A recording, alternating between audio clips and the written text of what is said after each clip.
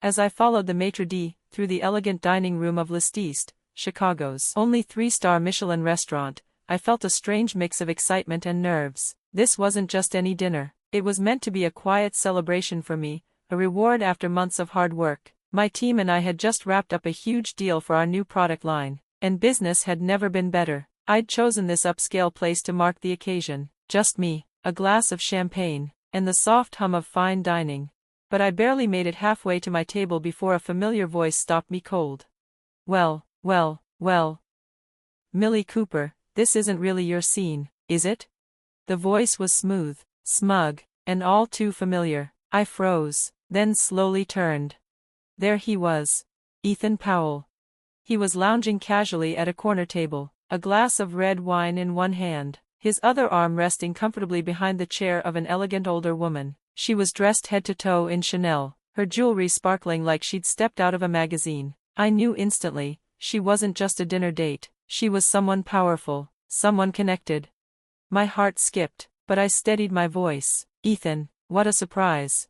He gave me a once-over, eyes scanning my outfit, a simple black dress I'd chosen for its comfort and class. His smirk widened, clearly enjoying the moment. Yeah, I bet, he said with a chuckle. Don't worry, the staff here are great at helping out first-timers, though I doubt you'll really get the menu. Remember how you used to think Olive Garden was real Italian food? The woman beside him shifted uncomfortably. Her voice was quiet but firm. Ethan, don't be rude. But he waved her off, still locked in on me.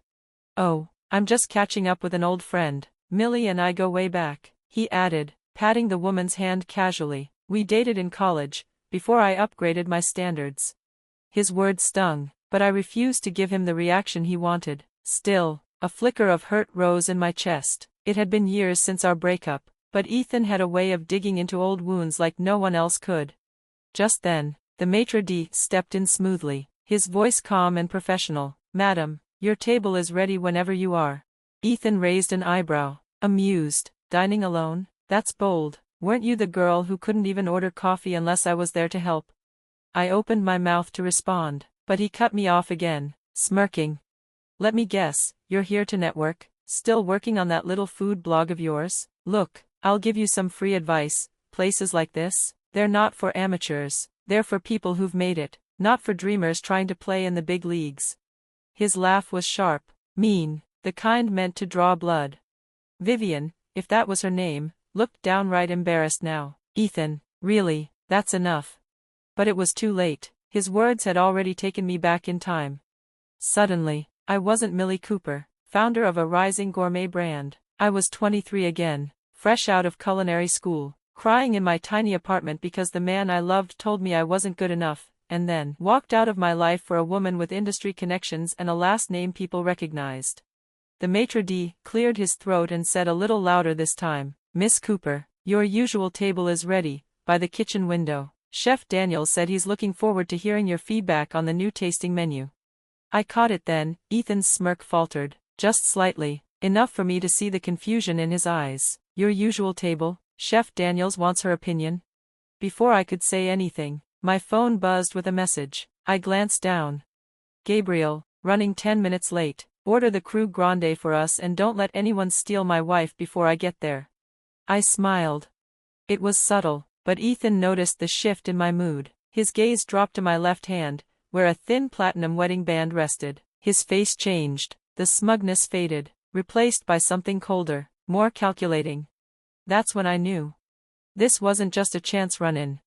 This was the beginning of something else, something bigger. Ethan wasn't just surprised to see me, he was reassessing, recalculating, and maybe, just maybe, regretting every cruel thing he'd said 7 years ago. I turned back to the maitre d', standing a little taller now. Thank you, I said calmly, I'll wait at the table for my husband. And without looking back, I walked away, leaving Ethan Powell blinking behind me, still holding his wine and his ego. The moment Vivian said his name, I felt my stomach twist. Ethan is your executive chef for now, she said, her tone calm but a little mysterious. Is that a problem? I paused. The word problem felt like an understatement. Well, I said slowly, choosing my words with care, we do have some history, not all of it is positive. Vivian didn't look surprised. In fact, She seemed like she'd been expecting me to say that. I thought as much, she replied thoughtfully, especially after how he reacted when I mentioned your brand. Would you mind explaining a bit more? So, I did. Not everything, just the basics. I told her about how Ethan and I had once been close, both personally and professionally, how we tried to start something together after college, a business venture that fell apart, how he'd walked away when things got hard, and how that split had cost me more than I wanted to admit. When I finished, Vivian nodded slowly.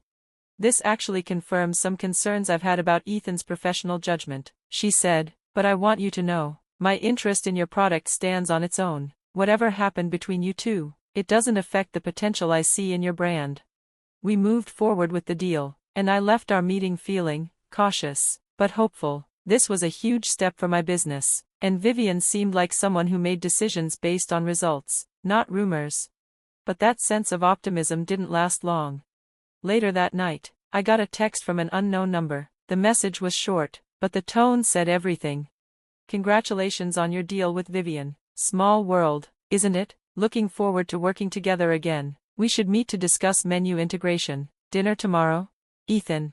There it was, his smugness, slipping through even in text. Ethan clearly thought he had the upper hand again, that just because we'd be working under the same roof, I'd have to play nice and bend to his vision. But what he didn't know, what he hadn't realized yet, was that I wasn't the same woman he'd left behind, not anymore. I agreed to meet him, not at some pretentious high-end restaurant where he could show off. I chose a small bistro downtown, somewhere casual, quiet, neutral, a place where we could talk business without the noise of egos and fine china. When I arrived, Ethan was already there, sitting at a table near the window. He stood as I approached, smiling that same smug smile I remembered far too well. Millie, he said smoothly, you're looking well. He paused on the word well, just long enough to make it sound like a subtle insult. I was wearing a simple black dress, minimal makeup, and no frills. That used to make me feel self-conscious. Now, I just let it roll off. Thanks for meeting, I said firmly, keeping my voice professional. I think it's important we establish clear boundaries for how we'll work together. Ethan chuckled and flagged the waiter for another glass of wine. Always so serious, he said, shaking his head. Relax, Mill, this is a good thing for both of us. You get the prestige of being connected to a Hargrove restaurant, and I get to help out an old friend. Help? I raised an eyebrow. That's an interesting way to describe it, given our history. For a brief moment, his expression shifted, like he remembered, just as clearly as I did, how things had ended between us, but then he shrugged it off. Ancient history, we've both moved on, clearly. His eyes flicked to my wedding ring. Who's the lucky guy? That's not relevant, I said smoothly. Let's stay focused on the partnership. He nodded. Fair enough, though I should clarify, it's my menu. I'll be the one deciding where and how your products are used. The next hour was long and frustrating. Ethan talked about the dishes he had in mind and how my sauces could be added in, usually as background flavors or base ingredients. Nothing that truly highlighted the work I'd put into them. Your tomato sauce has potential, he said at one point. Might work as a base for my signature cioppino, with a few enhancements, of course. The sauce was designed to stand on its own, I said, trying to stay calm. Changing it too much defeats the purpose of featuring it at all. Ethan smiled, but it didn't reach his eyes. Millie, this is a 3-star restaurant, not a home kitchen. Everything gets refined here, elevated. By the time dinner ended, I knew exactly what he was doing. He planned to water down my work, use it as a stepping stone, and then take the spotlight. He wasn't interested in collaboration, he wanted control. As we stood to leave, he added one final dig. Oh, Vivian wants us to do some media together, promote the partnership. She suggested joint interviews. I'm happy to take the lead, since you don't have much experience with that sort of thing. I've done media before, I replied, keeping my voice steady. Sure, he said lightly, local blogs and morning shows. This is a bit more upscale. Trust me on this, Mill. I know how to speak to a luxury audience. I didn't respond. I just walked out, waited until I got to my car, and let out a long, frustrated sigh. Ethan was trying to erase everything I'd built, and paint himself as the star. When I got home, the mood shifted instantly. Gabriel was in the kitchen, surrounded by fresh ingredients, scribbling notes and testing dishes for his new seasonal menu. His whole energy was calm and creative, focused without being self-absorbed. Just seeing him reminded me why I was here, and how far I'd come. He looked up and smiled. How was dinner? I shook my head, dropping my bag on the counter. Exactly what I expected. Ethan is still. Ethan. Gabriel wiped his hands on a dish towel and pulled me into a hug. I'm sorry, love. So, what's your next move? Before I could answer, my phone buzzed. I checked it, and froze. It was an email from Vivian. Millie. I hope your meeting with Ethan was productive. Before we move forward, I'd like to discuss some confidential concerns regarding the executive chef position at the Artisan. Are you available for breakfast tomorrow? Regards, Vivian. I showed the message to Gabriel. He read it and raised an eyebrow. Well, he said, maybe it's not entirely unexpected. What do you mean? I asked. Vivian Hargrove has a reputation, he said. She knows how to spot talent, and how to remove obstacles. The question is, which category has she put you in? He paused. And which one does Ethan fall into? I didn't say anything right away, but I knew one thing for sure. This wasn't over.